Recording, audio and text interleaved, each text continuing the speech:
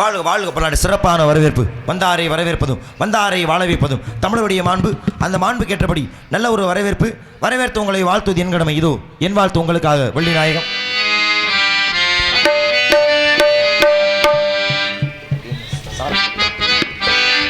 உன்னை வாழ்த்துவது என்பது மனதார வாழ்த்த வேண்டும். உன்னுடைய அழகை பூ போல வர்ணித்தாள். எப்படி வர்ணிக்க? பூ போலே உன் உன்னகையில் உன் உலகினை கண்டேனம்மா. பூ போலே உன் உன்னகையில் உன் உலகினை கண்டேனம்மா. என் கண்ணே கண்ணில் மணியே உயிரே உயிரில் ஒளிரியே. பூ போலே உன் புன்னகையில் உலகினை கண்டேனம்மா.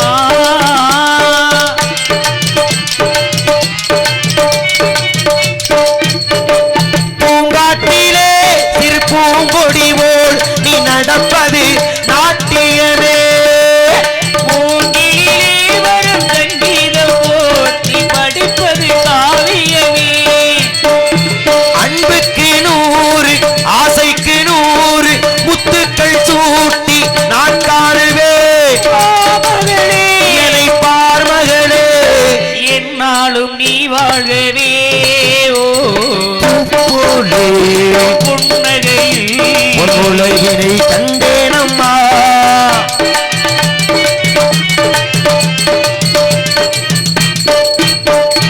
அம்மா வீடு பரு கன்று குட்டி அது தாய்மையை கொண்டாடுது.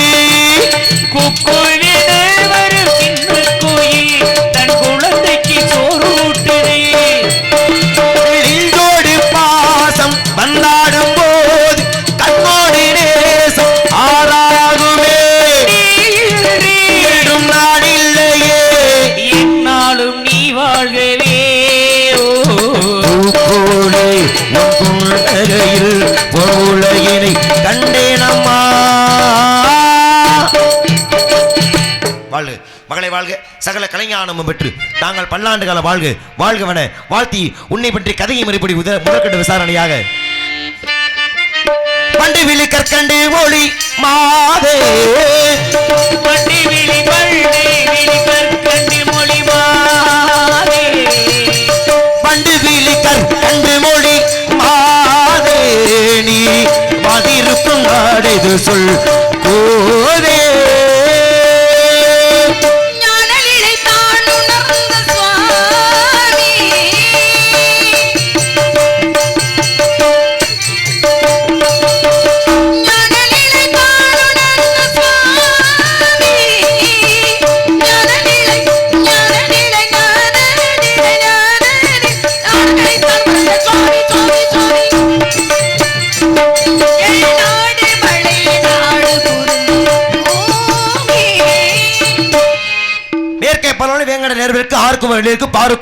உயர்தற்கு பிளாகின்ற நாடு எல்கைக்குட்பட்ட நாடு உன்னுடைய நாடு தொண்டை நாடு. ஆமா.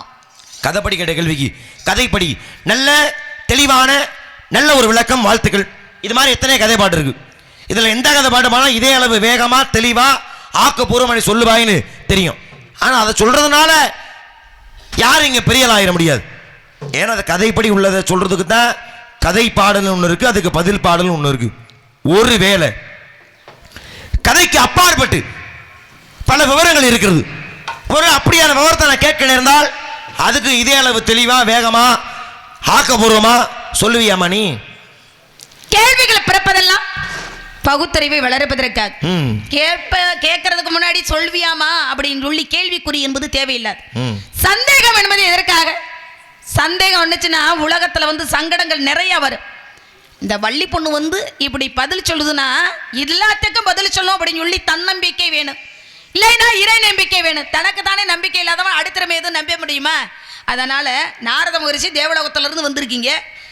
எல்லா இடத்துக்கும் சென்று வரக்கூடிய நாரத மகரிஷி ஒரு இடத்துல ஒரு நாளைக்கு தங்க முடியாது அப்படின்ற ஒரு சாபக்கேடும் இருக்கிறது. இருந்துட்டாலும் எல்லா உலகத்தையும் சுற்றி வந்தவர் நாரத மகரிஷி தமிழகத்தில் அதுவும் திரைப்படம் தாக்கக்கூடிய வள்ளி பொண்ணை சந்திச்சு பேசணும் அப்படின்னு வந்திருக்கீங்கன்னா மற்ற இடத்துல எல்லாம் போய் பேசிட்டு போக வேண்டியதானே? ஏன் என்னகிட்ட இன்னைக்கு பேச வந்தீங்க? உங்களுக்கு தெரியும் யார்கிட்ட எதை பேசினா என்ன கிடைக்கும் அப்படின்னு சொல்லி உங்களுக்கு விஷயம் தெரியும். ஏன்னா கடந்த காலம், எதிர்காலம், நிகழ்காலம் என்பது உங்களுக்கு தெரிகிறத போல இந்த இடத்துல குறிப்பறியக்கூடிய தன்மை எங்களுக்கு உண்டு. குறிப்பறியக்கூடிய தன்மை இருக்கின்றதுனால தான் காலம் அறிந்து நடக்காதவன் கோலம் அறிந்த குரங்குக்கு ஒப்புன்னு சொல்லி எங்கள் அப்பா எடுத்து வச்ச புள்ளி என்பது என்றைக்குமே வீணாக போகக்கூடாது. புள்ளி வச்சா கோலம் போடணும், கோடு போட்டா ரோடு போடணும். வம்புக்கு வழியக்க போகவே கூடாது. வழியக்க வம்பு வந்துச்சுன்னா விட்டுட்டு போகிற ஆள் நான் கிடையாது. என்ன கேட்க போகிறீங்க?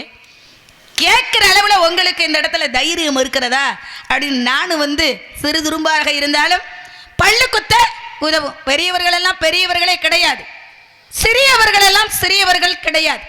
பெரியவர்கள் செய்தால் பெருமாளே செஞ்சது மாதிரி சொல்லிக்கிறாங்க. ஆனால் சிறியவர்கள் செய்தால் அந்த சிவனே செய்தது மாதிரி. வாங்க பேசுறோம். என்ன பேச போறீங்க? குரங்கு என்று கூத்தாடி கோலத்தை கண்டு அரங்கமும் நாய் ஆடி கொண்டாடியதாம். கரங்கள் நீட்டி பேசணும் கவிவரை கண்டு சிரங்கள் ஆட்டி மெச்சினால் அது அறிவில்லார் செய்கை.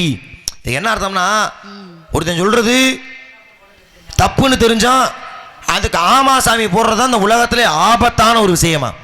அதனால எதிராளி என்ன சொன்னாலும் சரிங்க சாமி, சரிங்க சாமி, நீங்க சொன்ன சரியா தான் சாமி இருக்கும் அப்படின்னு காக்கா பிடிக்கிறாள். உண்மையில எனக்கு பிடிக்காது. நம்ம ஒரு கருத்து சொல்றோமா அதுக்கு எதிர்க்கத்து பேசினாதான் சரியா இருக்கும். மேடையில் மண்டகணம்னு ஒன்று இருந்தாத்தான் அந்த சபை நடக்கும். ஏன்னா எங்கே விவரம் அதிகமாக இருக்கிறதோ அங்கே மண்டகணம் இருக்கத்தான் செய்யும். எனக்கு ஆனா எந்த விவரமே இல்லாம தேவையில்லை, வெறுமனே மண்டகணம் மட்டும் பண்ணா திமிரு எனக்கு இருக்கு. அது சபைக்கு முக்கியமாகாது. படித்த கல்வியின் மீது திமிரு இருக்கிறது. தலக்கணம் என்பது தேவையில்லை.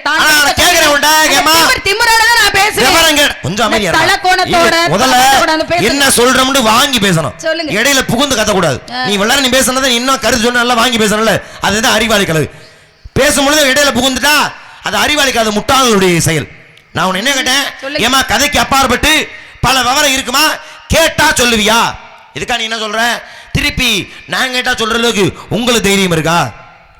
ஒரு விஷயம் நல்லா தெரிஞ்சுக்கணும். நம்ம ஒரு விஷயத்தை முன்னெடுக்கிறோம்னா அதை எதிர்கொள்ளவும் தயாராக இருக்க வேண்டும். நான் எப்பவும் தயார் தான்.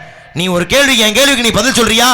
உன்னுடைய பதில் சரியானதாக இருந்தால் திருப்பி நீ 1000 கேள்வி கேட்டாலும் அதுக்கு பதில் சொல்ல இப்ப இல்ல எப்பவும் எனக்கு தயாரா தேர்ப்பேன். அந்த தைரியத்தோட தான் 10 வயசு அறுபது விட்டு இந்த மேல நினைக்கிறேன். முதல்ல என்னுடைய கேள்விக்கு உன்னுடைய பதில் சரியாக இருக்கும் பட்சத்தில் திருப்பி நீ எவ்வளவு விவரம் வேணும் கேட்கலாம். நான் தயாரா இருக்கேன். விவரம் கேட்டுக்கா சொல்றதுக்கு நீ தயாரா இருக்கியா? படிச்சவங்களுக்கு திமிர் இருக்கும், ஆனா தலக்கணம் என்பது இருக்கக்கூடாது. நான் அப்படின்ற அகந்தை இருந்தால் அழிவுக்கு சத்ரு. எனக்கு என்ன, நான் படித்த கல்வியின் மீது ஆணையாக கொஞ்சம் திமிரு இருக்கு. திமிரோட இருந்தாதான் நல்லா இருக்கு. வரக்கூடியவர்களுக்கு திமிரோட தெனாவட்டா பதில் சொல்றது வேற. ஆனா எந்த இடத்துல எப்படி பேசணும் அப்படின்ற ஒரு தன்மை என்பது வேற. இந்த இடத்துல நான் எதை கேட்டாலும் பதில் சொல்ல உங்களுக்கு தைரியம் இருக்கிறதா? தான் படித்த கல்வியின் காரணமாக என் மீது ஆணையாக சொல்கிறேன். மாத்தியார் எடுத்து கொடுத்த அந்த அதிகாரத்தை பூசி கொண்டு வந்திருக்கேன்னா வம்புக்கு போகாதம்மா. வழியக்க வம்பு வந்துருச்சுன்னா மேடையில உயிர் போனாலும் பரவாயில்ல, நீ அதுல இருந்து சமாளிச்சு திறமையோட வெற்றியோட வந்தாத்தான் என்னுடைய பிள்ளை அப்படின்னு சொன்னார். அந்த மாதிரி 1000 பேர் போய் வாத்தியார்ட்ட பாடம் படிச்சுக்கலாம். அதில் வருடத்தில் ஒருவன் தான் முதல் மாணவனாக வருகின்றான். ஏன் தெரியுமா? அவனுக்கு சொல் புத்தி இருக்கு, சுயமா சிந்திக்கக்கூடிய புத்தியும் இருக்கும். ஆசிரியர் சொல்லக்கூடிய பாடத்தை முழுமையாக வாங்கி கொண்டு இது நல்லது, இது கெட்டது, இதை எப்படி செய்யணும், இதை செய்யக்கூடாது அப்படின்னு சொல்லி சிந்தனையோட மறுபடியும் கேள்வி கேட்கணும் ஆசிரியரை பார்த்து. என்ன ஆசிரியரே இதுக்கு என்ன விளக்கம் சொல்லி கேட்கறதுக்கெல்லாம் சொல்றதுக்கு அப்புறம் தலையாட்டிவிட்டு பேசாம உம்மனான்னு இருந்தா அது பிள்ளைகளே கிடையாது. எதிர்த்து பேசணும், எதிர்த்து கேள்வி கேட்கணும்.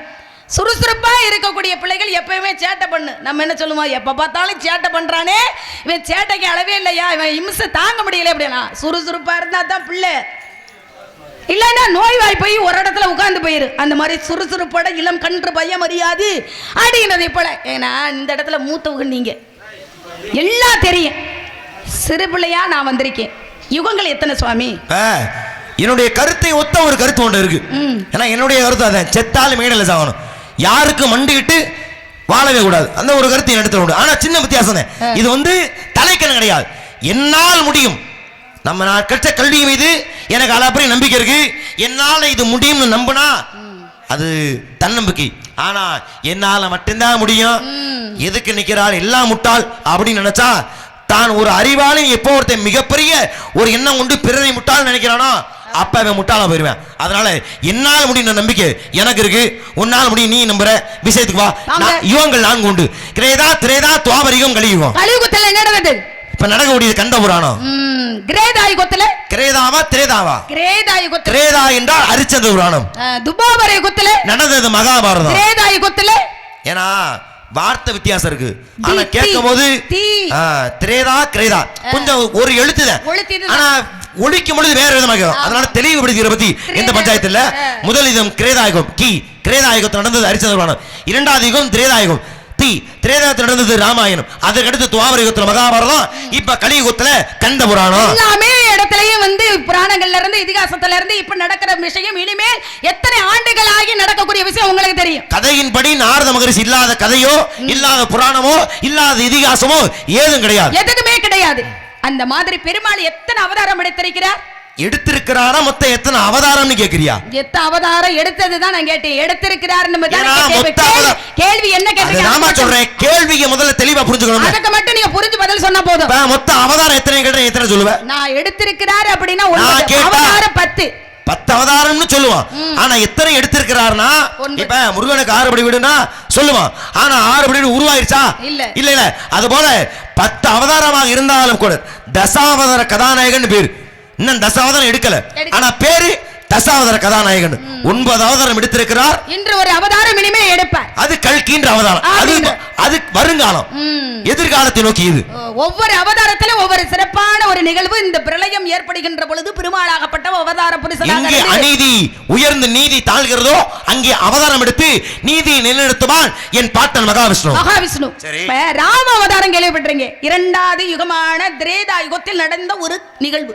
இந்த ராம அவதாரத்துல ராமனாகப்பட்டவர் எப்படி வாழ்ந்து ஒரு தெய்வ சக்தியோட வாழ்ந்தாரா, இல்ல மனுஷனா வந்து பிறந்து இப்படிதான் மனிதன் வந்து அல்லல் பட்டு அவஸ்தைப்பட்டு எல்லா கஷ்டங்களையும் வந்து அனுபவிக்கணும்னு வாழ்ந்தாரா? ஒரு பிரச்சனை நடக்கும் பொழுது அங்கே அவதாரம் எடுத்து காத்தார் மகாவிஷ்ணு, எல்லாருக்கும் தெரியும். ஆனால் மத்த எல்லா அவதாரமே தெய்வ சக்தியோடு. ஒரு மச்சம்னா மீன் அர்த்தம். மீனா ஒரு மாதிரி சோமவாசுரனை கொன்னாரு. மீன் எப்படி கொல்லாம்? மீன் போய் வாயை கடிச்சு அடிச்சா கொள்ளும். அது வந்து தெய்வ சக்தி. கூர்மம்னா ஆமா கடலுக்குள்ள மலை போகும்போது தூக்கி நிப்பாட்டுறதுக்கு அது ஒரு சக்தி வேணும், தெய்வ சக்தியை பயன்படுத்தி காப்பாதார். ஆனா ராம அவதாரம் அப்படியானது அல்ல. ஒரு மனிதன் இப்படித்தான் பார்த்தனே விழுந்துறாமனே பார்த்து கவனமா உட்கார, ஒன்றும் தப்பு இல்லை. அப்ப மனிதனாகவே பிறந்து மனிதனாகவே வாழ்ந்து மனிதனாகவே இறந்த ஒரு அவதாரம். சும்மா உட்காரட்டும், ஒன்றும் கரைச்சல் இல்லை, அதெல்லாம் ஒன்றும் சரி சரி சரி கீழோட நீ உட்காருங்கண்ணே. பார்த்து அமைதியா போயிட்டு இருக்க நாடகம் ரொம்ப சிறப்பா எடுத்துறாது. என நல்ல விதமா நாகரிகமான ஒரு நாடகம், மற்ற எந்த பகுதியும் இல்லாத அளவுக்கு நாகரிகமா நாடகம் நடக்கிற நம்ம ஊர். அதனால தயவு செஞ்சு வேண்டுகோள் ஒரு நடிகராக. இப்ப ராம அவதாரம் என்பது இப்படித்தான் மனிதன் வாழ வேண்டும் என்பதற்காக முழுக்க முழுக்க மனிதனாகவே எடுத்த அவதாரம் தான் ராம அவதாரம். மனித பிறவினா வந்து பிறந்தவுடன் வந்து மோட்சம், இறந்த பின்னாடி அவ்வளவுதானே. பிறவி என்பது அடுத்து வந்து என்ன பிறக்கிறோம்னு மனிதனுக்கு தெரியாது. இப்ப தெய்வம்னா தெரியும், நம்ம இதுக்கப்புறம் என்ன அவதாரம் எடுக்க போறோமே அப்படி தெரிவது தெய்வ பிறவி. ஆனா மனித பிறவிக்கு தெரியாது. அதான் ராம அவதாரம் என்பது 2வது யுகம். அதே ராமனாகப்பட்டவர் 3வது யுகமான துபாபர யுகத்தில் ராமனாக வந்திருக்கிறார். யாரா? இந்த அவதாரம் முடிச்சிட்டு அப்படியே போயிடுறதானே நீங்க சொன்ன மனித பிறவி ராமன். ஆனா அடுத்த யுகமான துபாபர யுகத்திலே ராமனாகவே வந்திருக்கிறார். கேக்குறது நல்லா இருக்கு, கேக்குற மக்களுக்கு கேக்குறதுக்கு நல்லா தான் இருக்கும். ஆனா அதுல நியாயம் இருக்கணும். உன் கேள்வி நியாயமா இருக்கா? நியாயம் இல்ல. நான் சொல்லிட்டேன், ராமன் மனிதனாகவே பிறந்து மனிதனாகவே வாழ்ந்து மனிதனாகவே இறந்தார். ஏமன் சொல்றேன், ஏப்பா நீ வந்த வேலை முடிஞ்சிருச்சு, நீ இறந்து மேலோகத்து வாப்பான்னு சொல்ல. என்னப்பா நான் தெய்வ பிறவியா, நான் மனிதன் அல்லவா, நீ செத்து வாப்பா அப்படின்னு யமன் போயிட்டான். இவருக்கு எப்படி சாகுறன்னு தெரியல. வேற வழி இல்லாம தன் அரண்மனைக்கு அருகில் ஓடிய சரையுன்ற நதிக்கரையில் தண்ணீரில் மூழ்கி தன் உயிரை மாய்த்து கொண்டாராம் ராமன். ராமாயணம் சொல்லுது. அப்ப நதியில மூழ்கி செத்த ராமே அடுத்த அவதாரத்துல கிறிஸ்து அவதாரம் தானே நடக்குது. அந்த கிறிஸ்து அவதாரம் நடக்கும்போது எப்படி ராமன் வர முடியும்? வந்திருக்கிறார் தெரியுமா தெரியாதா? இருக்கிற நேரத்தையும் காலத்தையும் அனுசரிக்கணும். கேட்டோம்னா ஏமா இது எதை வேணா கேட்கலாம், நியாயம் இல்லாததை நீங்க கேட்டுருவியா? நியாயத்தோட தான் இதெல்லாம் என்னைக்கு நான் பேசுவேன்? நான் இவளாத பேச ஒரு நாள் மேடை பேசவே மாட்டேன். அப்படியா? இப்ப நீங்க கேக்குறது நியாயமா தான் இருக்கு. ஆமா அப்படின்னு நீ சொல்ற. சரி, மகாபாரதத்துல என்ன அவதாரம் எடுத்தாருன்னு நீ சொன்ன? ராமாயணத்துல ராமர். ஆமா, மாட்டுக்கடத்துல கேட்டுட்டேன். மகாபாரதம் என்ன அவதாரம்? ராமராகவே இருந்தார். மகாபாரதத்துல நான் அதை கேட்கல. நீங்க கேட்ட கேள்வியில நிக்க கூடாது. திருப்பி நான் என்ன கேட்கிறேன்னு காதல வாங்கணும். ராமாவதாரம் அது கிருஷ்ண அவதாரமாக வந்தார். கிருஷ்ண மகாபாரதத்துக்கு எடுத்த அவதாரம் கிருஷ்ண அவதாரம். ஆனா 10 அவதாரத்தை வருஷப்படுத்துறோம்ல, அதுல கிருஷ்ணன் பேர் வராது. இல்ல, தசாவதாரத்தை வர்ணிக்கின்ற பொழுது மச்சம், கூர்மம், வராகம், வாமனம், நரசிம்மம், பரசுராமன், ராமன், பலராமன், கண்ணன், கல்கி, இப்படித்தான் ஆண்டோர்கள் கிருஷ்ணாவதாரம் வரைக்கும். கண்ணன் இந்த வரேன் சொல்லுங்க. என்ன ரொம்ப பதறாத பதறாத காரியம் கேட்டா மட்டும் நியாயம். திருப்பி நான் கேட்டான், நான் சொல்றேன் கண்ணன் வருதுன்னு. கிருஷ்ணர் தானே பேரு. ஏன்னா கிருஷ்ணனாவே கருப்புன்னு அர்த்தம்.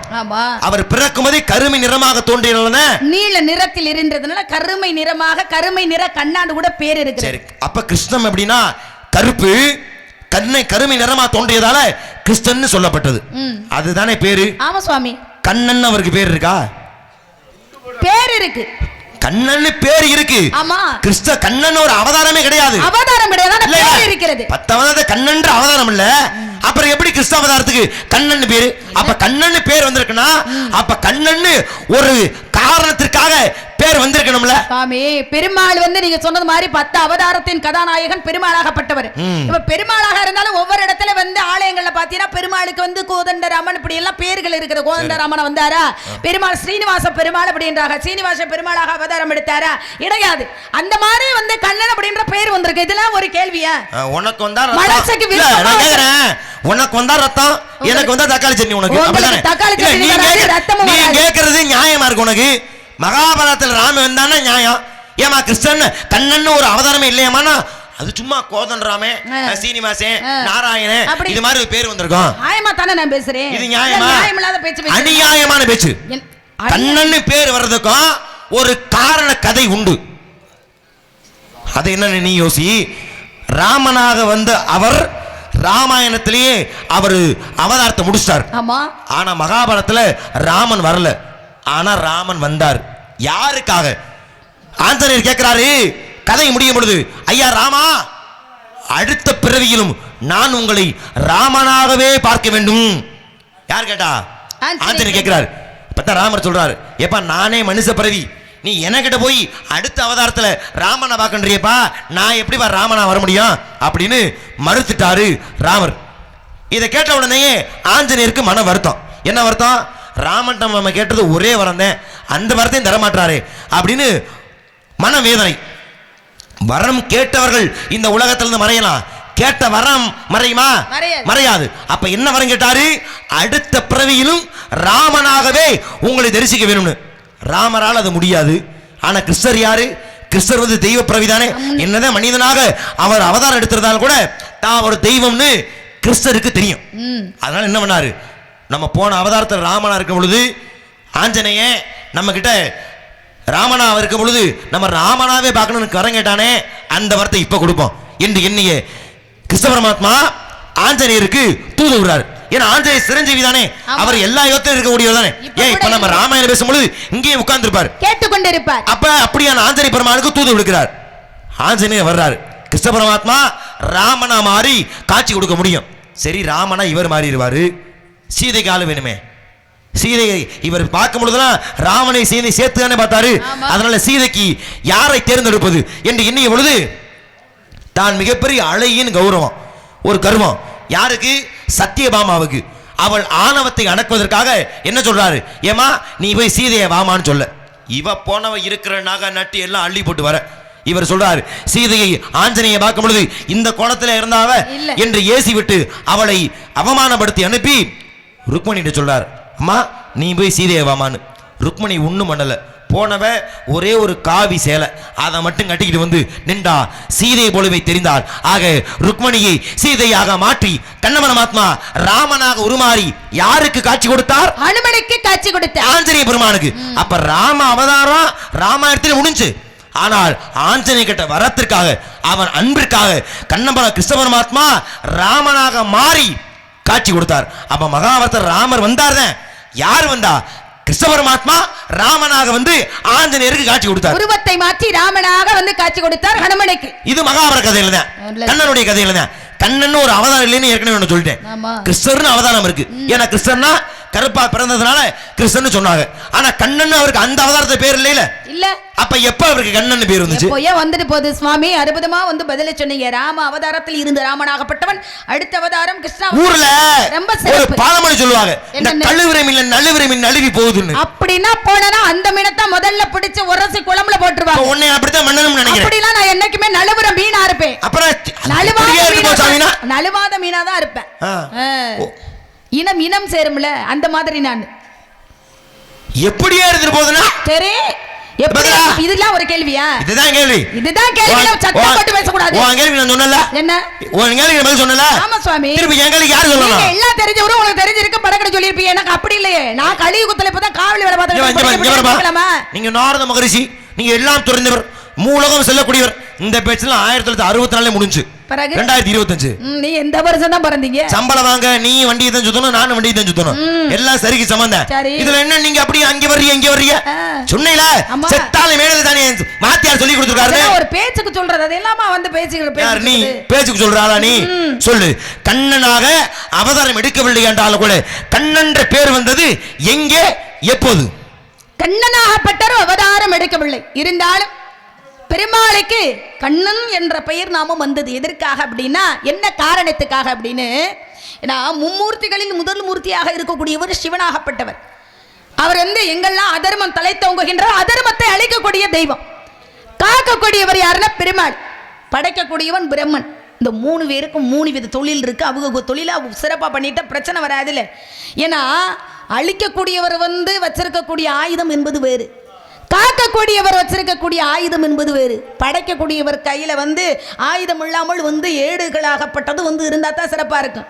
அதுதான் கணக்கு இல்லாமல் பிணக்காக வந்து எந்த ஒரு உலகத்துல வந்து ஜீவன்களை உற்பத்தி பண்ண முடியும், படைக்க முடியும். ஆனால் இந்த சிவபெருமானாகப்பட்டவர்கிட்ட வந்து பெருமாள்கிட்ட இருந்த சுதர்சன சக்கரம் முதல் வந்து பெருமாள்கிட்ட கிடையாது, சிவபெருமான்கிட்ட தான் இருந்துச்சு. முறையா என்ன செய்யறாரு, போய் கேட்டதை யாரும் கொடுக்க மாட்டாங்க. நீங்கள் வந்து கொடுங்க அப்படின்னு சொன்னால் கொடுத்துருவாங்க. சாதாரண விஷயமா? அப்போ என்ன செய்யணும்? தெய்வமாக இருந்தாலும் அந்த தெய்வத்தை பூசை பண்ணணும், வணங்கணும். முறையாக வந்து பண்ணாதான் அவங்க மனம் குளிர்ந்து என்ன உனக்கு வேணும், யாப்பா என்ன வேண்டுற அப்படின்னு சொல்லி கேட்பாங்க. தெய்வங்களை வணங்கணும். அப்படி இருந்தால் தான் சிறப்பு. நம்ம தான் பெரிய தெய்வம், நம்மளுக்கு வந்து காக்கக்கூடிய பொறுப்பு இருக்குல்ல, நம்மளுக்கு தான் அழிக்கக்கூடிய பொறுப்பு இருக்குன்னு சொல்லி யாரும் தெய்வங்கள் கூட அகந்தையாக இருக்காது. அவங்களே பக்தர்களாக மாறி வேண்டுதல் ஒன்று வைத்தால்தான் அது பழிக்குமா. பெருமாள் என்ன நினைக்கிறார், சிவன்கிட்ட இருக்கிறக்கூடிய அந்த சுதர்சன சக்கரத்தை தான் பெற வேண்டும் அப்படின்றதுக்காக நாள் ஒன்றைக்கு 1000 மலர்களை கொண்டு சிவனுடைய லிங்கத்தின் மீது பூசை பண்ணி அபிஷேகம் பண்றார். அவர் மனசு எப்பத்தான் குளிருதோ நம்மளுக்கு காட்சி கொடுப்பார். அவர் காட்சி கொடுக்கின்ற பொழுது வேண்டிய வரத்தை வாங்கலாம் அப்படின்னு சொல்லி அப்படி அபிஷேகம் பண்ணிக்கிட்டே இருக்கிறார். பெருமாள் வந்து இப்படி பண்ணிக்கிட்டு இருக்கும்போது சிவன் என்ன நினைக்கிறாரு, சோதனை கொடுப்பதும் சோதனைக்கு உள்ளாக்குவதும் தெய்வத்துடைய வேலை. தெய்வமாக வந்து இருக்கிறார் சிவன், இவன் பக்தனாக மாறி இருக்கிறார் பெருமாள். இப்படி ஏன்னா ஒரு இடத்துல வந்து ஒரு பூஜையை பண்ணுறதுக்காக அமர்ந்துட்டோம்னா அதை முழுமையாக முடிச்சா தான் நிறைய பலன் கிடைக்கும். நம்ம பூஜைக்கு உட்காந்துட்டு எந்திரிச்சு போய் வந்துலாம் வேலை பார்த்தோம்னா அந்த பூஜையில் வந்து பலனே நம்மளுக்கு கிடைக்காது. முழு மனதோட எல்லா தேவைகளையும் ஒரே இடத்துல வைத்து மனதார வந்து இறைவனை வேண்டணுமா. ஆனால் அப்படியெல்லாம் நம்ம வேண்டதே கிடையாது. நம்ம தெய்வத்தை நினைக்கலாமா, அதை எடுத்துட்டு வா இதை எடுத்துட்டு வான்னு பல சிந்தனைகளாக இருப்போம். அப்படியெல்லாம் ஒரு நாளும் இருக்கக்கூடாது. நம்ம வந்து முழு மனதோட இறைவனை வணங்கணும்.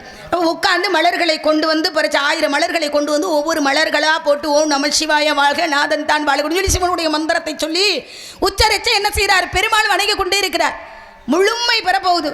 999 மலர்களை கொண்டு அர்ச்சனை பண்ணி அடுத்த 1000 மலர்களை போட்டால் முழுமையாயிரும். சிவன் பார்க்குறார், ஒரு மலரை அது தெய்வம்ல மறைச்சிடுறார். அடுத்த எண்ணிக்கைக்கு பார்த்தா மலரில் எந்திரிச்சு போனால் பூஜை நிறைவேறாத என்ன பண்ணுறது. அப்போ நம்ம வந்து முழுமையாக இந்த பூஜையை முடிக்கணுமே, என்ன இறைவா என்னை சோதிக்கிறியா நீனு அப்படின்னு நினைத்து கொண்டு என்ன செய்கிறார் பெருமாளாகப்பட்டவர். ஏன்னா கண்ணுக்கு கண் மலர் என்று பெயர் உண்டு. இந்த கருவிழி இருக்கிறதுக்கு அந்த கருவிழிக்கு வந்து கண்மலர் அப்படின்னு சொல்லுவாங்க. அப்போ மலர் இல்லைன்னா என்ன, எந்திரிச்சு நம்ம போய் போனாதானே முழுமை பெறாது பூஜை அப்படின்னு சொல்லி தன் கண் மலரை பறித்து சிவனுடைய லிங்கத்தின் மீது போட்டு அபிஷேகம் பண்ணாராம். இப்பத்தான் வந்து மனசு குளிர்ந்துருச்சு. பரவாயில்ல, பெருமாள் காக்கக்கூடியவராக இருந்தாலும் அகந்தை இல்லாமல் ஒரு பக்தனாக எளிமையான முறையில் உட்கார்ந்து அமர்ந்து தியானத்தை பண்ணி என்னைக்கு பூசை பண்ணி மலரை பறித்து வந்து மறைத்தும் தன் கண்ணையே வந்து பரிசாக என் மீது வந்து அர்ச்சனை பண்ணாரே பெருமாளே. நான் எத்தனையோ பக்தர்களில் பூலோகத்தில் பார்த்துருக்கேன். ஆனால் நீங்கள் ஒரு பக்தனை வந்து கண் மலரையே பறித்து, அன்னைக்கு வந்து திண்ணனாகப்பட்டவன் கண்ணை பறித்து எனக்கு வந்து என்ன செஞ்சான், பரிசா கொடுத்ததுனால 63 நாயன்மார்களை திண்ணன் அப்படின்றவனுக்கு கண்ணப்பன் அப்படின்ற ஒரு பெயர் நம்ம வந்தது. அதே போல் பெருமாளே நீ கண்ணையே எனக்கு அபிஷேகம் பண்ணதுனால பெருமாளை பார்த்து வந்து கிருஷ்ண அவதாரத்தில் அந்த நிகழ்வு வந்து அதற்கு முன்னாடி யுகங்களில் நடக்கக்கூடிய விஷயத்தில் முன்கூட்டியே நடந்தது. அப்போ பெருமாள் வந்து காட்சி அதாவது பெருமாளுக்கு வந்து சிவனாகப்பட்டவர் காட்சி கொடுத்து கண் மலரையே எனக்கு கண்ணாக வந்து மலராக அபிஷேகம் பண்ணதுனால கண்ணா கண்ணா கண்ணா கண்ணா கருமை நிற கண்ணா அப்படின்னு சொல்லி சிவனே வந்து பெருமாளுக்கு பெயர் சூட்டி ஆசையாக கூப்பிட்ட ஒரு பெயர் தான் வந்து கண்ண பிரான் அப்படின்னு சொல்லக்கூடியது. அந்த கண்ணை பரிசாக கொடுத்ததுனால தான் 10 அவதார கதாநாயகனாக இருந்தாலும் பெருமாளுக்கு எத்தனை பெயர்கள் இருந்துட்டாலும் கண்ணன் என்ற பெயரை வந்து சிவனாகப்பட்டவரை சூட்டினதுனால தான் இன்னைக்கு பூலோகத்தில் உள்ள பெண்களுக்கு கண்ணன் அப்படின்ற பெயர் வந்து ரொம்ப பிடிக்கும். ஏன் தெரியுமா, கோபியர் கொஞ்சம் ரமணா அப்படின்றது மாதிரி கோபிஸ்திரிகள் வந்து 60,000 கோபிஸ்திரிகளுடைய ஆசை நாயகனாக இருந்தவன் கிருஷ்ணன் கண்ணபிரான். கிருஷ்ணனுடைய அழகும் அவனுடைய சேட்டைகளும் பிடிக்கும். ஆனால் அவன் கொள்கை பெண்களுக்கு பிடிக்காது. ஏன் தெரியுமா, நாள் ஒன்றுக்கு ஆசை நாயகிகளை தேடிக்கொண்டு போகிறவன் கிருஷ்ண பரமாத்மா கண்ணபிரான். ஆன்றதுனால தான் இந்த ஆசை பெயரை கிருஷ்ணனே பெயரை வைத்து கூப்பிட்டான் கண்ணன் என்ற பெயரை. எதற்காக, அந்த மனசு குளிர்ந்து அந்த சக்கரத்தை அந்த ஆயுதத்தை பெருமாளுக்கு வந்து கொடுக்கணும் அப்படின்றதுக்காக காட்சி கொடுத்து பெருமாளுக்கு அந்த சக்கரத்தை கொடுத்து சென்றாராம் சிவனாகப்பட்டவர். கேட்ட கேள்வி என்ன, கண்ணா அப்படின்ற அவதாரம் எடுக்காவிட்டாலும் ஏன் பெயர் வந்ததுன்னா சிவனாகப்பட்டவருக்கு பெருமாள் வந்து கண்ணை பிடிங்க அபிஷேகம் பண்ணதுனால தான் இந்த பெயர் வந்தது. மகாவிஷ்ணுவுக்கு எப்படி திருமாலனோ பெருமாளனோ நாராயணனோ மாதவனோ ஒரு பொது பெயர்கள் உண்டோ அதுபோல ஒரு பொது பெயர் தான் கண்ணன். சில பேர் கண்ணன்ற வார்த்தை யாரை குறிக்குதுன்னா கிருஷ்ண பரமாத்மாவை குறிப்பதாக சொல்கிறார்கள். அது வந்து ஒரு காரணத்துக்காக மட்டும்தான். ஆனா அந்த அவதாரத்து பெயர் ஒண்ணு கண்ண அவதாரம் கிடையாது, அது கிருஷ்ண அவதாரம் தான். ஆனா கண்ணன் என்பது ஒரு பொது பெயர். அந்த பொது பெயர் காரணம் சக்கராயுதம். சிவனிடத்திலிருந்து சக்கராயுதம் தனக்கு வேண்டும் என்று விண்ணப்பத்தின் காரணமாக தவமேற்றின் காரணமாக கிடைத்ததுன்னா எளிமையான முறையில தவம் பண்ணார், கண்ணையே கொடுத்தார். எம்பெருமான் சிவனுக்காக எம்பெருமான் பெருமாள் தன் கண்ணை கொடுத்ததால கண்ணன் என்றோ செந்தாமரை கண்ணன் என்றோ பெயர் வர காரணம் அது ஒரு காரணம். கண்ணை கொடுத்தாரா இல்லையா? ஆமா சுவாமி, கண்ணை கொடுத்தார். சரி, தேவலோகத்துல இருந்து வந்திருக்கீங்கல்ல, உலகத்துல வந்து எல்லா இடத்துக்கும் போகக்கூடியவர் நீங்க தானே. 14 செல்லக்கூடியவன், 14 உலகத்தையும் வந்து 14 உலகத்தை சுற்றி வரக்கூடியவர். அப்படிப்பட்ட பெருமையான ஒரு நாரத மகரிஷி. இந்த ஒவ்வொருத்தருக்கும் ஒவ்வொரு வித வேலை இருக்குது. ஆனா அந்த ஆதிபரா சக்திக்கு என்ன வேலை? சக்திக்கு என்ன, உலகத்திலே வீரம் என்று யாருடைய உடல் வலிமையோ மன வலிமையோ குறைந்திருந்தால் அந்த வீரத்தை கொடுப்பது அன்னை சக்தியினுடைய வேலை. மகாலட்சுமிக்கு என்ன வேலை? மகாலட்சுமிக்கு செல்வத்தை கொடுக்கக்கூடிய வேலை. கலைவாணிக்கு கல்வியை கொடுக்கக்கூடிய வேலை. உங்களுக்கு கலகத்தை செய்யக்கூடிய வேலை. கலகம் எதுக்கு செய்ய வந்தீங்க? எந்த இடத்துல கலகம் செல்லலாமா? கலகம் இருக்கிற இடத்துல பிரச்சனையை தீர்த்து வரத்தான் நல்லது. நல்லா இருக்கிற இடத்துல கலகத்தை உண்டு பண்ணா அது நல்லதா? வித்தியாசம் இருக்கு. ஒரு கலகம் எங்கே சென்று எந்த வழியில் முடிகிறது அப்படின்னு ஒரு தன்மை இருக்கு. ஆனால் நாரதன் நான் செய்யக்கூடிய கலகம் எங்கேயுமே நன்மை இல்லாமல் போனதாக சரித்திரமே கிடையாது. எல்லா இடமும் சேர்த்தேன். ஏன் ஒரு நேரத்தில் சக்தி இடத்துல கூட ஒரு கலகம் பிறந்தது. இப்ப சொன்ன மகாவிஷ்ணுவுக்கு இன்னைக்கு இருக்கக்கூடிய சக்கராயுதம் யார்கிட்ட ஏற்கனவே இருந்ததா சொன்ன? சிவனாகப்பட்டவர். சிவன் தானே. இப்ப சிவனுக்கு இருக்க நெற்றிக்கண்ணு அது யாருக்கு இருந்துச்சு? முதல்ல ஆதிபரா சக்திக்கு தான் இருந்தது. சக்தி தனக்கு துணை வேண்டும் என்பதற்காக படைக்கிறார். முதல்ல படைக்கப்பட்டு வந்து அம்மானு கூப்பிடுறார். நீ அம்மானு கூப்பிட்டதால நீ பிள்ளையா இருப்பா. அவர் பிள்ளையார். தங்கையன் வர்றாரு. தங்கையன் கூப்பிட்டதால அண்ணனாக இருப்பா. அவர் மகாவிஷ்ணு. அடுத்து வந்தவர் பெண்ணேன்னு அழைச்சார். யாரு? யார் அழைத்தது? சிவபெருமான். பெண்ணே அப்படின்னா ஆசை நாயகியாக பார்க்கக்கூடியவர். திருமணம் செஞ்சுக்கலாம்னு முடிவாயிருச்சு. ஆனா திருமணம் செய்துக்கலாம் முடிவானாலும் கூட அவளுக்கு இருந்து நெற்றிக்கண் திறக்க சிவபெருமான் எரிஞ்சு சாம்பலா போயிடுறார். அதுக்கப்புறம் மீண்டும் உருவத்தை உற்பத்தி பண்ண முயற்சி பண்ற சக்தி. ஆனா அவர் என்ன சொல்றாரு, உன்னை நான் திருமணம் பண்ணிக்கணும்னா உன்னிடத்தில் இருக்கக்கூடிய நெற்றிக்கண்ணை எனக்கு குடுமான்னு கேட்க. அப்படி கேட்டதுனாலதான் சரின்னு இந்தமா ஒத்துக்க நெற்றிக்கண்ணை பிடுங்கி தனக்கு வைத்துக் கொண்டார் சிவபெருமான். நெற்றிக்கண்ணை பிடுங்கிய இடத்துல குருதி ரத்தம் அழிந்தது. அந்த ரத்தத்தை கையால அமிழ்த்தினாரு, அது திலகமாக மாறியது. அதனாலதான் பெண்களும் இன்னைக்கு திலக வைக்கிறீங்க. சரி, நெத்தியில பெண்கள் திலக வைக்கிறதுக்கு இப்படியான ஒரு காரணம் இருக்குல்ல. இப்போ ஒரு பெண் கருத்தரித்து விட்டால் ஒரு 7 மாசத்துலயோ இல்ல ஒரு 9 மாசத்துலயோ வளை பூட்டல்னு ஒண்ணு நடத்துறோம். ஆமா, வளகாப்பு திருவிழா அப்படின்னு ஒண்ணு நடத்தப்படுகிறது. ரெண்டு ஒண்ணுதானமா? வளை பூட்டல் அப்புறம் வளகாப்புனா எனக்கு சாதாரண மக்களுக்கு எல்லாம் வந்து தெரியாதுல்ல. ஏப்ப வளை பூட்டல்னு யாருக்கும் புரியலையா? சரி விடு, ரெண்டு வலிக்கு வரேன். வளை பூட்டல் வளைகாப்புன்னு வச்சுக்கோ. சரி, வளை பூட்டல் ஒரு செயல் செய்வது நெத்தியில என்னமா? சரி, ஏன் வலிக்கு நீ வந்தா உன் வலிக்கு வந்தது. மொத்தத்தில் வளகாப்பு, வளை பூட்டல், வளை அணிவித்தல் எல்லாம் வச்சு ஒண்ணுதான். இப்ப நெற்றியில திலகம்ன்றதுக்கு ஒரு காரணம் உண்டு. ஏன்? பொங்கி வந்த குருதியை சிவபெருமன் அழுத்தி கையால் தடுத்து நிறுத்தினார். அது செந்தூரமாக மாறியது. இன்னைக்கு பெண்கள் நெற்றியில திருநீர், அதாவது குங்குமம் வைக்கிறதுக்கு அது ஒரு காரணம். இப்ப இந்த ஒரு செயலுக்கு இந்த ஒரு காரணம் இருக்குல்ல. இப்ப நாளைக்கு நீயே ஒரு கல்யாணம் பண்ணி உனக்கு வளகாப்பு நடந்தா அப்புறம் இதுக்கு நீ வளகாப்பு இப்போ உனக்கு நடக்குது. ஆனா இது முதல்ல யாருக்காக நடத்தப்பட்டதுன்னு ஒரு கேள்வி வரும்ல. கல்யாணம் முடிஞ்ச பொம்பளை பிள்ளைகிட்ட கேட்டா சொல்லலாம், என்ன கேட்டா என்ன தெரியும்? ஒரு பெண் எப்பொழுது பூர்ணம் அடைகிறாள்னா தாய்மை அடைகின்ற பொழுது. நீ ஒரு பெண்ணாக பூர்ணம் அடையணும்னா உனக்கு தாய்மை, குழந்தை பிறக்கணும்ல, கருத்தரிக்கணும்ல. கருத்தரி கல்யாணம் ஆகிதாமா சொல்றேன். கல்யாணம் ஆகி கருத்தரித்து உனக்கு வலை போட்டு குழந்தை பிறந்ததானமா நீ தாய்மை அடைவ. இது தவறா? தவறு இல்ல. வலை புடல் நடத்துற வளகாப்பு முதல்ல யாருக்காக நடத்தப்பட்டது? இது என்ன கேள்வி? சம்பந்தம் இல்லாத கேள்வி அவ்வளவு இருக்குது. இது முதல்ல யாருக்கு? என்ன இப்ப என் கேள்வி, பெண்களுக்கு வந்து ஏமா வளகாப்பு போடுறாங்கன்னா தெரியல, கூட கேட்டு கூட தெரிஞ்சுக்கலாம். மகாபாரதத்துல ராமே வந்தாரு ஏன்றது உனக்கு சம்பந்தமானது. நீ ஒரு பொம்பளை பிள்ளை, இன்னைக்கு பூலோகத்தில் இப்படி ஒரு விஷயம் நடக்குது, அது என்னன்னு கேக்குறேன். சம்பந்தம் இல்லைன்ற உனக்கு ஒரு நியாயம், எனக்கு ஒரு நியாயம் உனக்கு கிடையாது. நீங்க எல்லாத்தையுமே தெரிஞ்சுக்கிட்டவரனால சந்தேகமா வந்து பிள்ளை கேட்டா தகப்பனை போல பதில் சொன்னா பரவாயில்லை, தெரிஞ்சுக்கலாம் பேச்சு. நீங்க எல்லாரும் தெரிஞ்ச பிறகு நான் அப்படி எதுவும் தெரியாது. என்ன பேச்சு? இந்த தர்க்க சபையில அனைவரும் சமம். யாரிடத்துல என்ன விவரம் இருக்குன்ற பொறுத்துதான் யார் பெரிய ஆள், தவிர வயதிலையோ கதாபாத்திரத்திலையோ உருவத்திலையோ உயரத்திலையோ ஆண் பெண்ணோ எந்த பாகுபாடும் கிடையாது. சரியா? அப்படியா? தர்க்கது வந்தா திறமையை பொறுத்துதான் பேரு முகலம். பாத்துருவோம்.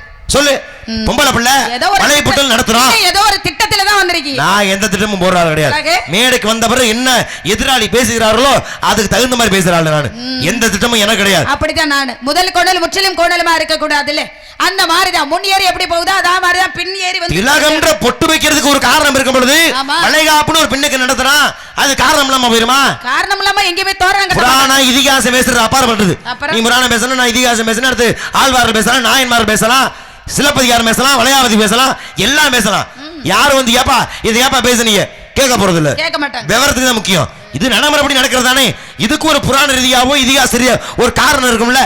ஆமா ஆமா, அதான் என்ன நீங்க இருந்துட்டு போகுது. நீங்க எதுக்கு வந்தீங்க? முருகனை மாப்பிள்ளை வந்திருக்கேன். எனக்கு பிடிக்கல. சரி, கதை நடத்தியாச்சா? இப்ப சொல்லு, ஏன் வளகாப்பு நடத்துறது என்ன காரணம்? உண்மையா தான் இருக்கு, மறுபடியும் மறக்க கூடாது. அதெல்லாம் மறக்கிறது தான் நான் கேள்வி கேட்டிருக்கேன். அது உலகத்துல வந்து பெண்களாக பிறந்தால் ஒவ்வொரு பெண்ணுக்கு வந்து திருமணமான பொன்னாடி கல்யாணமாகி கர்ப்பவதியாக இருந்த பொன்னாடி 7 மாதத்துல வந்து இந்த வளை பூட்டல் திருவிழான்னு ஒன்று நடக்கும். இல்லைன்னா 9 மாதத்தில் வந்து நடத்தப்படுகிறது. இதற்கு காரணமாக அப்படின்னா இதுக்கு முன்னாடி யாருக்குமா முதல்ல நடத்தப்பட்டது அப்படின்னா எல்லாரும் சொல்லுவாங்க, மனசுல வந்து எத்தனையோ வேதனைகள் இருந்துட்டாலும் இந்த பெண்கள் வந்து அந்த வேதனையெல்லாம் மறைத்து மனசுல என்ன நினைக்கிறாங்க, குழந்தைக்கு அது போய் சேரும் அப்படின்னு இருக்காங்க. அதே மாதிரி அக்கம் பக்கம் உள்ள வந்து அதிர்வுகள் வந்து அந்த குழந்தையை தாக்கக்கூடாது அப்படின்றதுக்காகவும் கெட்ட விஷயங்கள் கெட்ட வார்த்தைகள் வந்து கேட்கின்ற பொழுது அந்த வளையல் சத்தம் கேட்கின்றது, அந்த சத்தம் வந்து அந்த பிள்ளையை போய் சென்றடைந்தால் பிள்ளையும் அதே நிலையில் பிறக்கும் அப்படின்றதுக்காக கூட நடத்தப்படுகிறது. ஆனா முதல்ல யாருக்கு நடத்தப்பட்டது அப்படின்னா உங்க கேள்வி. இந்த உலகத்தில் முதலில் உருவானது எது? ஒளி.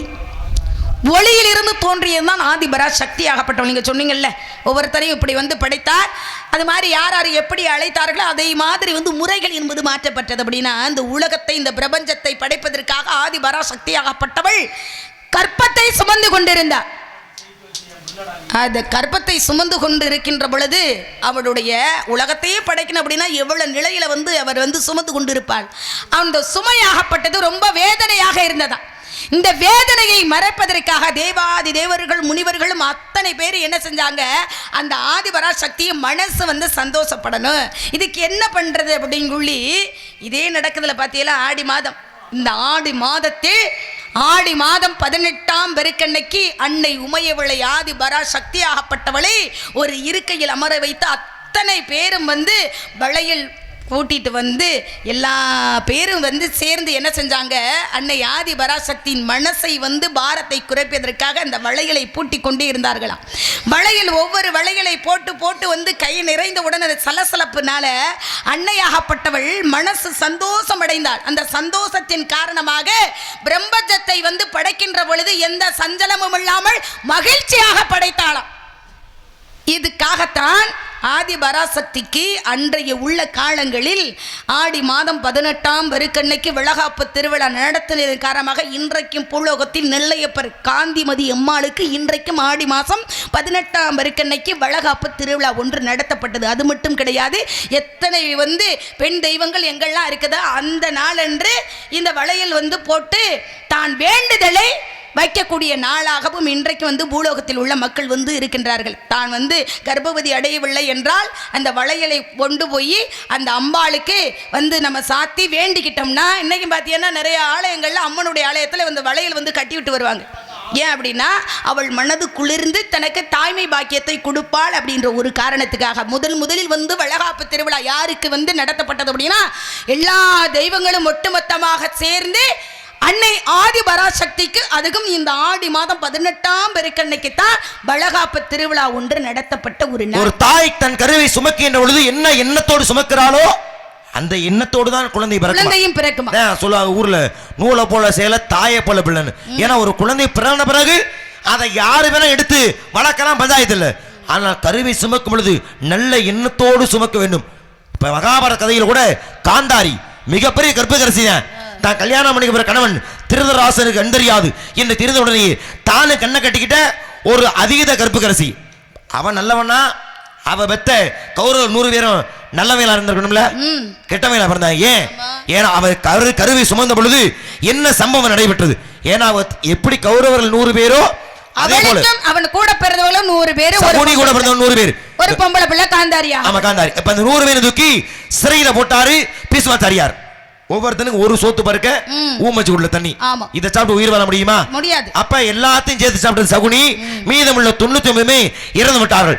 அதனால தான் சகுனி மட்டும் முடிவு பண்ண நம்முடைய அண்ணன் தம்பி சாவுக்கு காரணமானவர்களை பழி வாங்கும் என்பதற்காகவே கூட இருந்தே குழி பறிச்சான் சகுனி. ஏன்னா தந்தையாகப்பட்டவர் சத்தியம் வாங்கி கொண்டார், எவ்வளவு கஷ்டம் வந்தாலும் அவமானம் வந்தாலும் இந்த நாட்டை விட்டு ஒரு நாளும் காந்தார தேசத்துக்கு நீ போக கூடாது.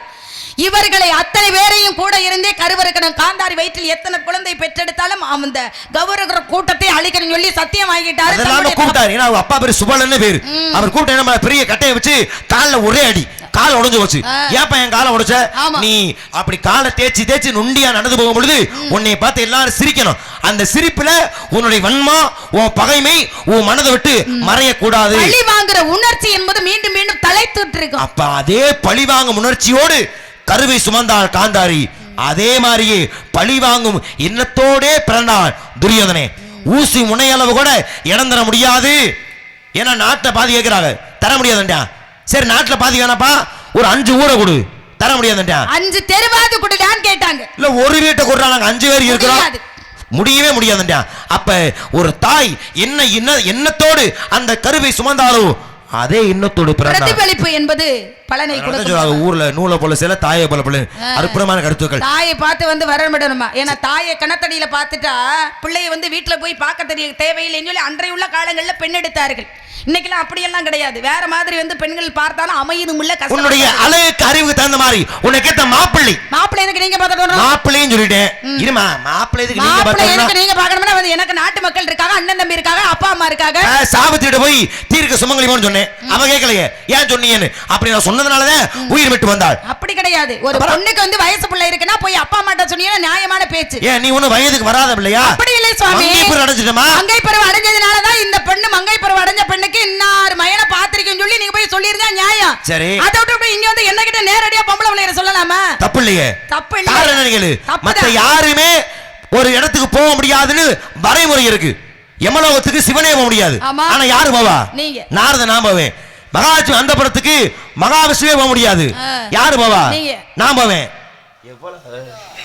ஆனா இத்தனை சிறப்புகளை உள்ளடக்கியது நாரத மகரிஷி மட்டும்தான். அப்படிப்பட்ட நாரத மகரிஷி உனக்கேத்த நல்ல மாப்பிள்ளை பார்த்து வந்திருக்கேன். எந்த நல்ல மாப்பிள்ளை இந்த உலகத்துல பூலோகத்துல நிறைய பேர் ஏமாத்திக்கிட்டு தெரியுறாங்க. ஏமாற குரத்தோட்டையும் ஏமாத்துறவர் அப்படி இதுல பூலோகத்துல வந்து யாரு ஏமாத்துறாதீங்க. நீ அவரை கட்டிக்கிட்டா உன் வாழ்க்கை முழுக்க மோட்சம். யாத்தாடி எனக்கு அந்த மோட்சம் வேணா ஒண்ணு வேணா நான் உனக்கு அந்த மோட்சம் கிடைக்கணும்னா அந்த அதீத சிறப்பு கொண்ட மாப்பிள்ளை சிறப்பு சுருக்கமா சொல்றீங்க. சொல்லுங்க உனக்கு ஏத்த கணவமா உனக்கு ஏத்த கணவன்மா சேர்ந்து வாழ்ந்து பாரமா பள்ளி தங்கமே அவனுக்கு நெய் வேறு யாரமா தங்கமே அவனுக்கு நெய் வேறு யாரமா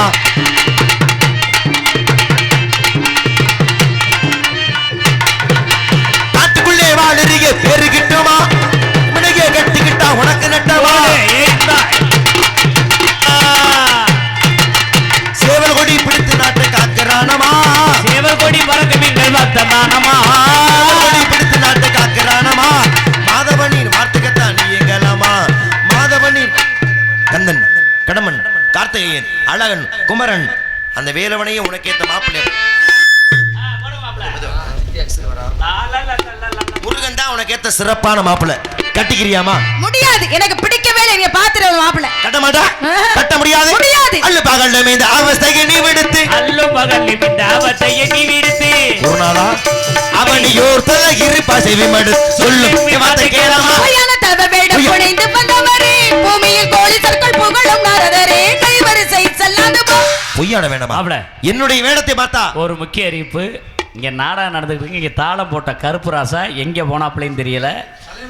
விடிய காலம் சம்பளத்துல ஒரு 1000 ரூபாய் புடிச்சுங்க. சம்பளமே 1000 ரூபாய் தானே, அதுல புடிச்சா பசுக்கு கூட இல்லாம எப்படி போவாப்ல? மரியாதையை பண்ண ஒரு 5 நிமிஷத்துல கருப்பு ராசா இங்க வரலைன்னா விடிய காலம் உனக்கு சவப்பட்டியா ஏங்க அற சொல்லா உனக்காக நான் சொன்னேன் போக என்ன சீனமே உனக்காக வேணாம் சொன்னேன் ஓக என்ற சீனமே மனக்கவலை கொள்ளாதே மாநிலத்தில் போதானே சொல்லும் வார்த்தை கேளாமா எனக்கு பரிந்து கொண்டு இசைக்க வந்தது போதும் இனிப்புடத்தில் அவள் எங்கேடு போய்வதும் கைவரிசை செல்லாது போ. வேறொரு வரமில்லை மீது நெய்யிலும் சொந்தம் வேறொரு வரமில்லை மீது நெய்யிலும் சொந்தம் ஆறு முகனை கண்ட அடைவாய் மரமாறந்தும் சொல்லும் வார்த்தை கேளாமா கூட்டி கொடுப்பதங்கள் கோத்திரத்தின் முறையோ ஒட்டம சொல்ல வந்து உமக்கு என்ன கரைய கைவரிசை செல்லாது போ. குட்டிக்கிட்டு போனா என்னை பார்த்தா அன்பில்லா கண்மை குட்டி அறிவில்லா கருவி குட்டி புத்தி இல்லாதவருக்கு புத்தியை குட்டி ஞானமற்றவருக்கு ஞானத்தை குட்டி இதை கொடுக்கும் என்னை பார்த்து கேட்கின்றாய் அறிவில்ல மட சிறுமியே இன்று மாலை சூரிய அஸ்தமனத்திற்குள்ளாக உனக்கும் என் மாப்பிள்ளை முருக பெருமானுக்கும் திருமணம் செய்யாவிட்டால் என்னுடைய நாரதம் அல்ல இது பிரம்ம முடிச்சுமல்ல. உன்னை முருகனுக்கு திருமணம் செய்யாமல் உன்னை இன்று மட்டுமல்ல என்று விடவே மாட்டேன். இங்க ஒரு வழி தெரியாம இனியாவது ஒரு கரடி என்ன தெரியும் அது தகடமா இருக்கமா வந்தாரு பறந்து போக வேண்டியதானே தேடிக்கிட்டு தெரியுறாரு.